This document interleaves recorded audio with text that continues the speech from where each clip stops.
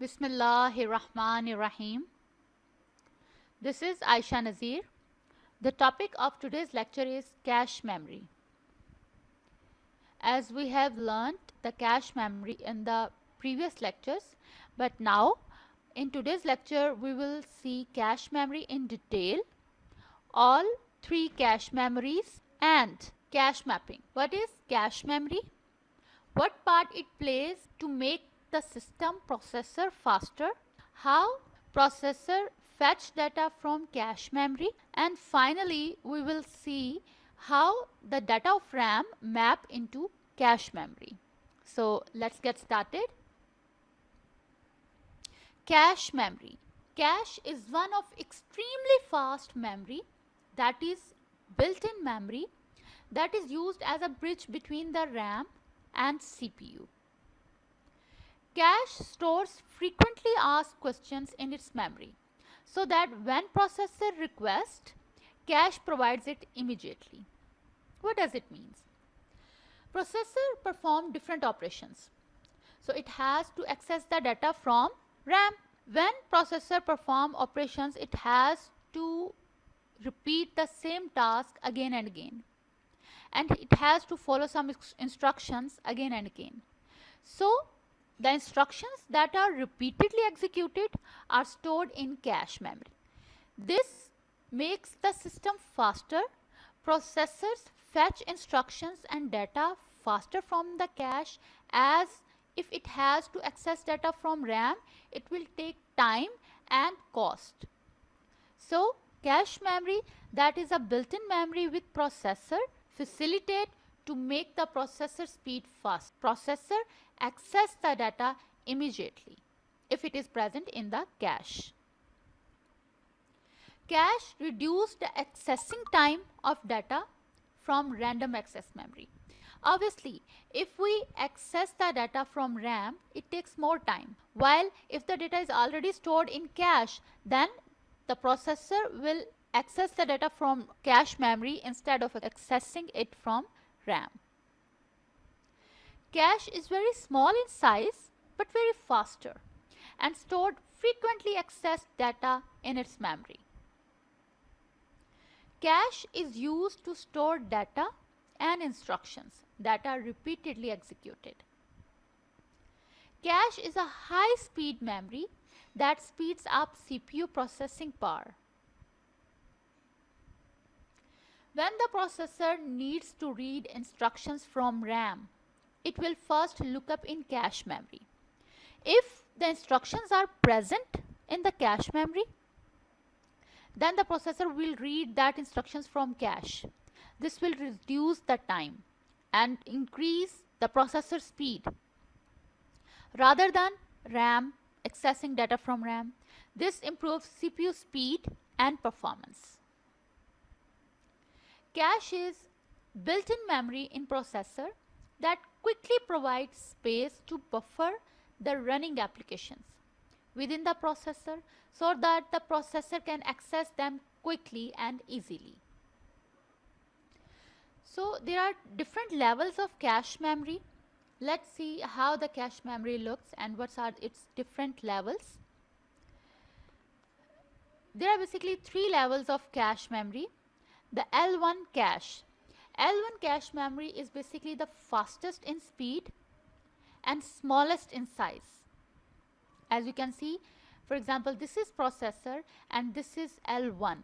This is the built-in memory on processor that provides immediate memory to execute the applications.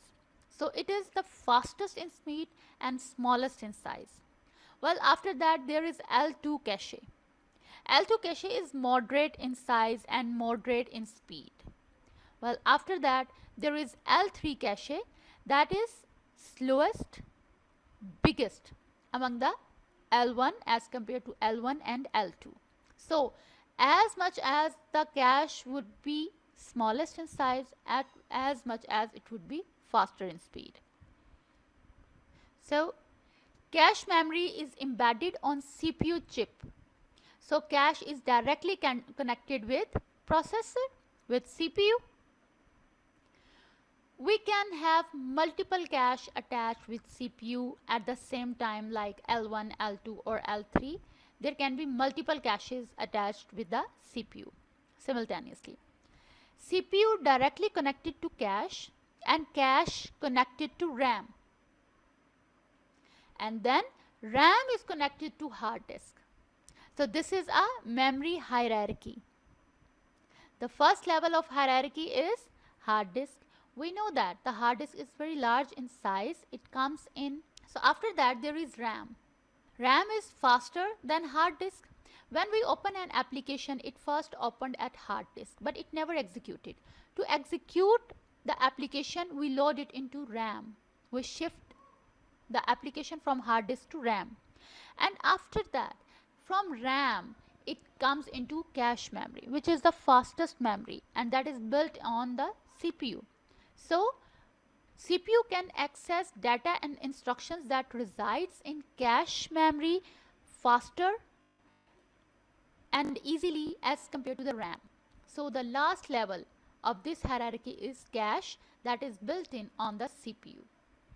It makes CPU speed faster as CPU works in millions instructions per second. It executes million instructions per second. CPU works in microseconds or nanoseconds, while hard disk works in milliseconds. So there is a great difference between the speeds. That's the reason we use a chain of memories between the CPU and hard disk that makes the CPU speed faster and quicker. Cache also works in nanosecond. So it is compatible with CPU speed because CPU also works in nanoseconds. All the program first save in hard disk because it is larger in size, and then it moves to RAM. From RAM it saves in cache. Here CPU use registers. It saves data and instructions, means a program or a small part of program or some blocks of a program in registers, from where processors can easily access those programs or instructions and perform operations quickly. In short, cache memory is a built-in memory on processor that makes processor speed faster and execute instructions and data and perform operations quickly. There are different levels of cache: level 1, level 2, level 3, and multiple cache can be attached at the same time with on the CPU. So to make the system faster, we need cache memory in our system. So this is all about the cache memory. But how the data will transfer from RAM to cache memory? How we will map the RAM data to cache memory? What is the mechanism behind it? How the RAM shifts its data from RAM to cache memory? How the processor access and search the data in cache memory? Let's see what is cache memory. So what is cache mapping? What is memory mapping? Let's see. Cache map. Moving a block of data from RAM to cache is called cache mapping. At which location of cache memory these instructions of RAM would be saved? This information is achieved by cache mapping. How we map data of RAM into cache, this is called cache mapping. As we know that RAM has more storage, more space, more memory, while cache has very less space, less memory. So how this big data fits into small space, this is called cache mapping. We divide cache in lines and RAM in bytes or words. The first box is of cache memory, while the second box is of RAM memory. So RAM is usually measured in bytes. Often you have listened that this application occupies 32 bytes in RAM or this software takes 40 bytes in RAM, it means that this is the occupied area in RAM that each application occupies. So we measured the RAM in bytes, or usually we say that in COA terms, words.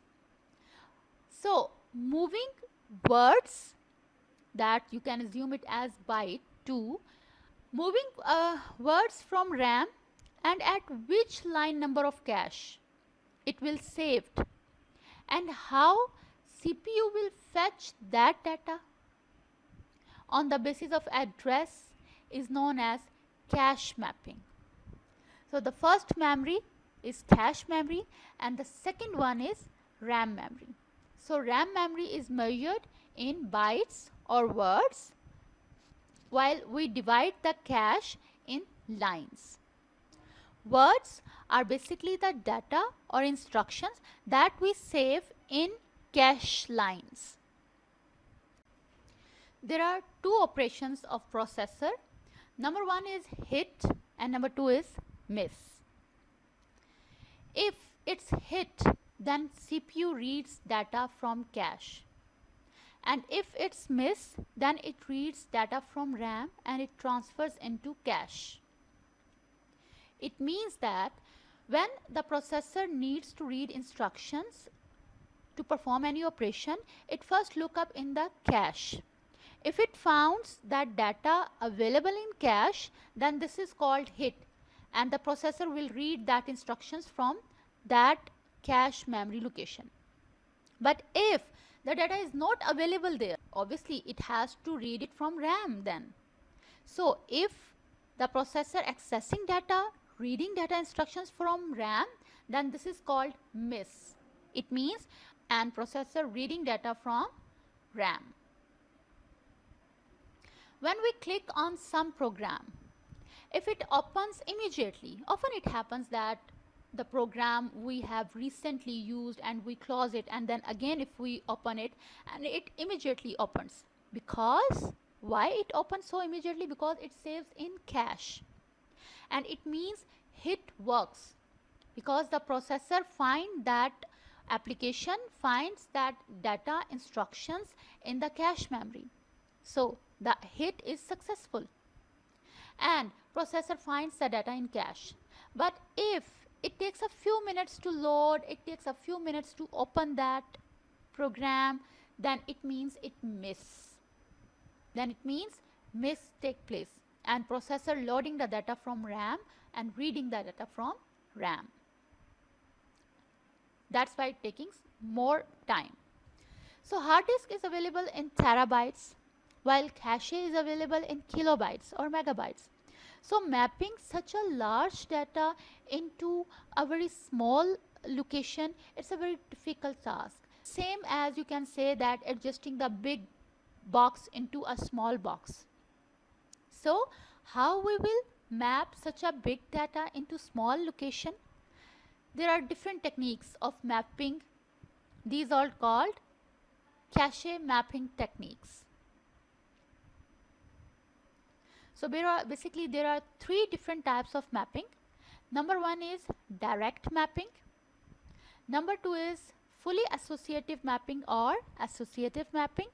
And number three is set associative mapping, which is also known as K-net associative mapping. So we will see all these three mapping techniques in the next lecture. So this is all about the today's lecture. Now next is you have to submit the assignment. Assignment is why the cache mapping is important. Why we need cache mapping in a computer system. Why we need that. I have discussed these all points in the previous slides. If you listened carefully, then you can attempt these assignments. Thank you very much.